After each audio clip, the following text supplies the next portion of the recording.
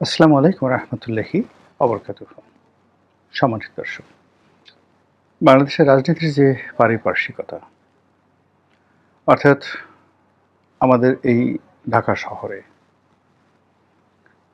এবং আমাদের পার্শ্ববর্তী দেশে যে ঘটনাগুলো ঘটে চলেছে, তার প্রেক্ষিতে বাংলাদেশে একটি দক্ষিণপন্থী ধর্মভিত্তিক রাজনৈতিক দল বা রাজনৈতিক সরকার বলতে গেলে অনিবার্য হয়ে পড়েছে, এবং এটা অনেক আগে অনিবার্য হয়ে পড়েছিল। ডক্টর মোহাম্মদ ইউনূসের যে সরকার, সেটি মূলত জামাত চালাতো, এবং সেই যে সেই চালানোটিকে একটি নিয়মতান্ত্রিকভাবে গণতন্ত্রের যে রূপ, এটি দেওয়ার জন্যই ত্রয়োদশ জাতীয় সংসদ নির্বাচনের আয়োজন করা হয়েছিল। যেভাবে শেখ হাসিনার বিরুদ্ধে একটা যুদ্ধ হয়েছিল, শেখ হাসিনার বিরুদ্ধে একটা আন্দোলন হয়েছিল, বলা হয়ে থাকে যে এটা একটা ম্যাটিকুলাস ডিজাইন ছিল, এবং সেই ডিজাইনের অধীন এমন কিছু করা হয়েছে যেটি এই মুহূর্তে বলা ঠিক হবে না। শেখ হাসিনাকে হটানোর জন্য গেরিলা যুদ্ধ, সম্মুখ যুদ্ধ, আন্দোলন, লড়াই, সংগ্রাম, গুপ্ত হত্যা, মানে আপনি আপনার রাজনৈতিক অপোনেন্টকে, একটা রাষ্ট্রশক্তিকে বিপদে ফেলার জন্য, তাকে ক্ষমতাহীন করার জন্য যা যা করার দরকার, আন্দোলনকারীদের, অর্থাৎ জুলাই আগস্ট আন্দোলনকারীদের সব রকম প্রস্তুতি ছিল বলে তারা বিভিন্ন সময় সেটা প্রকাশ করেছেন।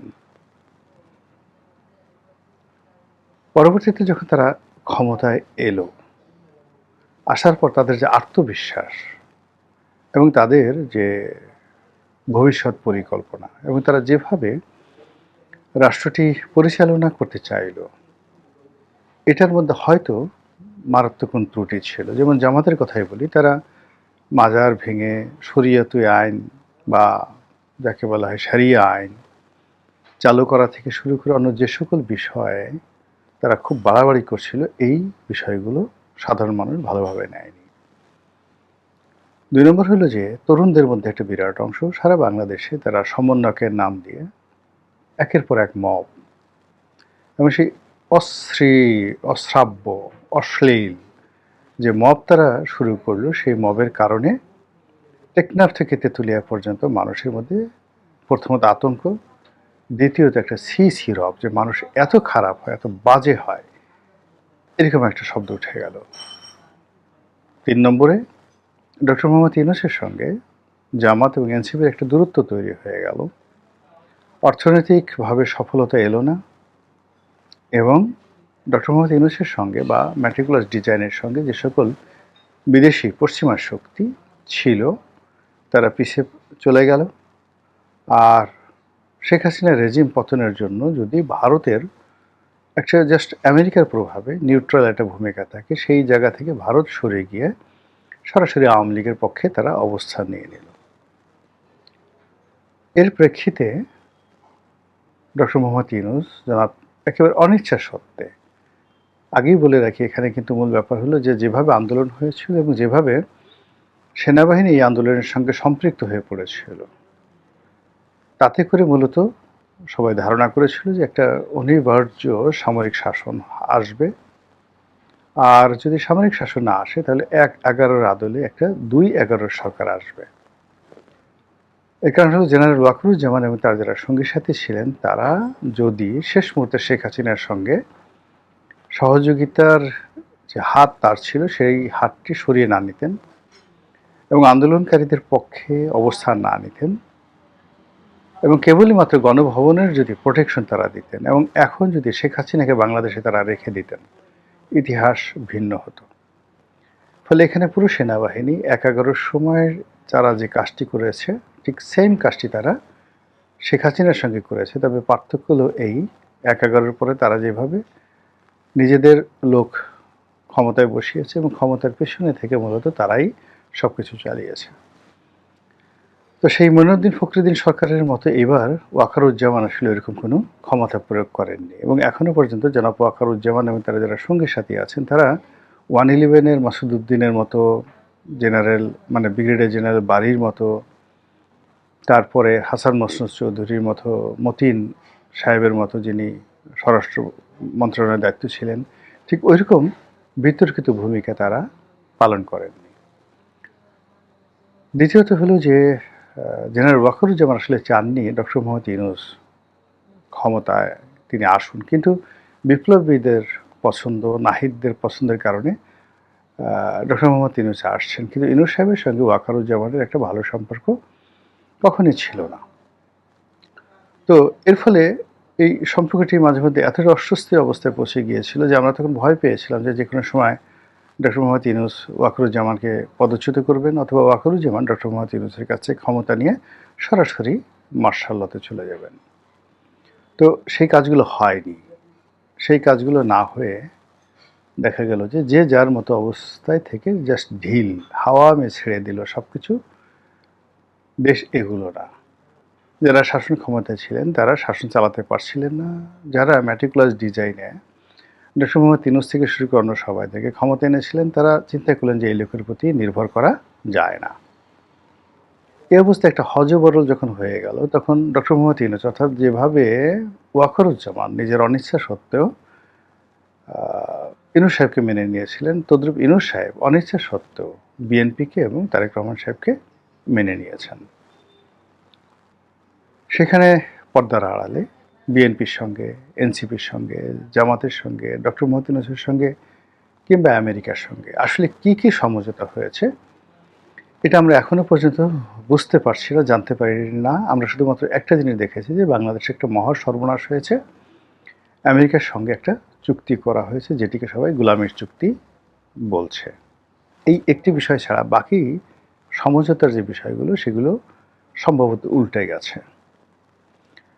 তো সেই সম্ভবত উল্টে যাওয়ার কারণে বিএনপির ভাষা চেঞ্জ হয়ে গেছে, জামাতের ভাষা চেঞ্জ হয়ে গেছে, রাজপথ উত্তপ্ত হয়ে গেছে, পর্দার আড়ালে নানা রকম চক্রান্ত চলছে, ক্যান্টনমেন্ট, বিচারালয়, সেক্রেটারিয়েটে কী চলছে আমরা কিচ্ছু বলতে পারি না। এবং এরই মধ্যে যেটি হলো সেটি হলো পশ্চিমবঙ্গে উগ্রবাদী বিজেপি তারা ক্ষমতা লাভ করেছে, মমতা ব্যানার্জি পরাজিত হয়েছে এবং শুভেন্দু সবচেয়ে উগ্রবাদী যে নেতা বিজেপির, সে এখন সেখানকার মুখ্যমন্ত্রী।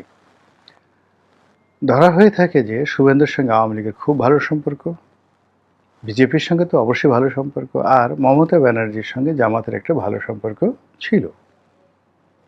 তো সেখানে মমতা ব্যানার্জি পরাজিত হওয়ার কারণে জামাতের কি সুবিধা হলো না অসুবিধা হলো, এটা নিয়ে আলোচনা।